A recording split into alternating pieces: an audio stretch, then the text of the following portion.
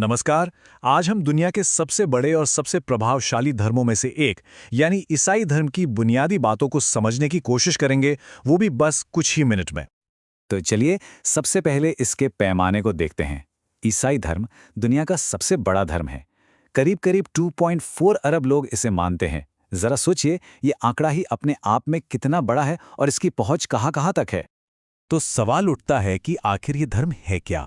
देखिए, इसके केंद्र में एक ही शख्सियत है, ईसा मसीह। ये पूरा विश्वास उन्हीं के जीवन, उनकी दी हुई शिक्षाओं, उनकी मृत्यु और फिर उनके दोबारा जी उठने की कहानी पर टिका है। तो चलिए थोड़ा और गहराई में उतरते हैं और इसकी कुछ बुनियादी बातों को समझते हैं। अच्छा, तो ईसाई धर्म की कुछ सबसे खास बातें क्या हैं? पहली बात ये एकेश्वरवादी है, मतलब एक ही ईश्वर में विश्वास। लेकिन यहां एक दिलचस्प कॉन्सेप्ट है जिसे ट्रिनिटी कहते हैं, यानी ईश्वर के तीन रूप, पिता, पुत्र यानी खुद ईसा मसीह और पवित्र आत्मा। और इसका जो मूल संदेश है वो है प्रेम, क्षमा और करुणा का। और ये एक ऐसा धर्म है जो हर किसी के लिए खुला है। अब इस धर्म को ठीक से समझना है तो जाहिर है हमें इसके सबसे अहम किरदार यानी ईसा मसीह के जीवन को समझना होगा। तो आइए देखते हैं।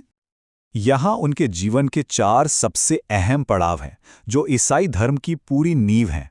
उनका जन्म, फिर वो दौर जब उन्होंने लोगों के बीच जाकर अपनी शिक्षाएं दी, फिर यरूशलेम में उन्हें सूली पर चढ़ाया जाना और सबसे आखिर में 3 दिन बाद उनका फिर से जी उठना।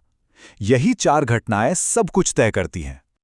एक बहुत जरूरी बात, जो क्राइस्ट या मसीह शब्द है वो असल में उनका नाम नहीं है। ये एक उपाधि है, एक टाइटल।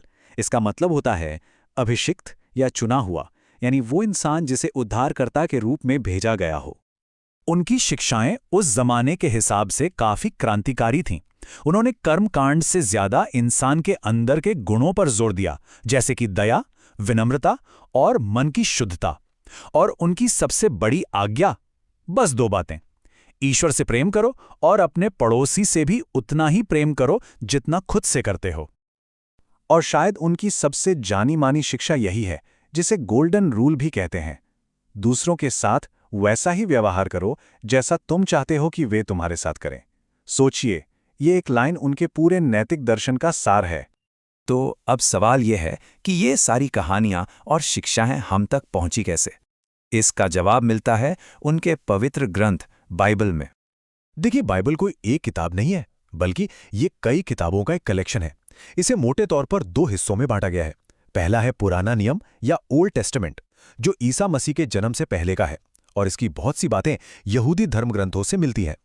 और दूसरा है नया नियम या न्यू टेस्टामेंट, जिसमें ईसा मसीह के जीवन और उनकी शिक्षाओं का जिक्र है। अब अगर हम सिर्फ नए नियम को देखें तो वो भी 4 तरह की किताबों से मिलकर बना है। सबसे पहले हैं गॉस्पेल्स, जो ईसा मसीह के जीवन की कहानी बताती हैं। फिर आता है एक्ट्स, जिसमें शुरुआती चर्च के बारे में बताया गया है। इसके बाद हैं एपिस्टल्स, जो अलग अलग लोगों और चर्चों को लिखे गए खत हैं। और सबसे आखिर में है रेवलेशन, जो भविष्य के बारे में बताती एक किताब है। तो ठीक है, हमने ईसा मसीह के जीवन को देखा, बाइबल की बनावट को समझा, लेकिन इन सब का सार क्या है? वो कौन सी एक बात है जो इस पूरे धर्म की नींव है? आइए अब ईसाई धर्म के कुछ सबसे बुनियादी सिद्धांतों और मान्यताओं पर एक नज़र डालते हैं। ईसाई धर्म में 2 अनुष्ठान बहुत ही अहम माने जाते हैं, जिन्हें सैक्रामेंट कहते हैं। पहला है बपतिस्मा या बैप्टिज्म, जो पानी से किया जाने वाला एक संस्कार है और ये धर्म में किसी के शामिल होने का प्रतीक है। और दूसरा है यूकेरिस्ट, जिसे होली कम्युनियन भी कहते हैं। इसमें ब्रेड और वाइन के जरिए ईसा मसीह के आखिरी भोजन को याद किया जाता है। तो अगर सब कुछ समेटकर एक लाइन में कहा जाए तो ईसाई धर्म की सबसे गहरी मान्यताएं ये हैं: ईश्वर का इंसानों के लिए प्यार, ईसा मसीह के बलिदान से मिलने वाली पापों की माफी और मृत्यु के बाद हमेशा के जीवन का वादा।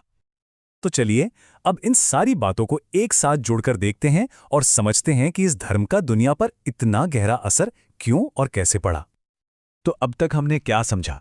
ईसाई धर्म एक ऐसा विश्वास है जिसके केंद्र में ईसा मसीह का जीवन और उनकी शिक्षाएं हैं। इसका पवित्र ग्रंथ बाइबल है, जो पुराने और नए नियम में बटा है, और इसका सबसे बड़ा संदेश है प्यार, माफी और मोक्ष का।